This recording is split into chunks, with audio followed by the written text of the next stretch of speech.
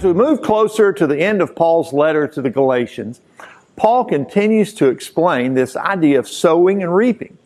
In chapter 6, verses 9 through 10, Paul says, "Let us not become weary in doing good, for at the proper time we will reap a harvest if we do not give up. Therefore, as we have opportunity, let us do good to all people, especially to those who belong to the family of believers." Sadly enough, one of the common things that can keep us from doing good to others has nothing to do with time, nothing to do with resources, nothing to do with abilities. One of the most common things that will keep us from doing good to others is this notion that we'll get nothing in return. When I served in another church before coming to this area, there was a woman in the church named Bobby Ann. Bobby Ann was often abrasive in her communicating. She didn't seem to have a lot of people she was especially close to. She didn't live with a lot of extravagance.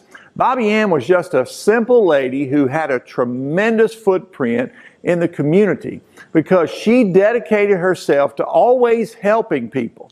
She would be the one at Christmas time who would spearhead the effort to assemble hundreds of boxes of food to give to those who may not have enough. She would go with us to children's camp to cook and sleep in an old conversion van without air conditioning. More so than anyone else, she seemed to be aware of those who needed help, and she would find a way to help. All of this without one thought or expectation of receiving anything in return. Well, Bobby Ann lost her life several years ago when she was hit by an 18-wheeler on her way to deliver food to two people just days before Christmas. I've never known anyone as selfless as Bobby Ann. She never grew weary in doing good because she was sure of all that God had in store for her. She was quick to do good to all people, especially to those who belong to the family of believers. I benefited from her goodness many times. Not growing weary in doing good will demand that we erase any selfish desires we may have to someone, to somehow benefiting from our goodness.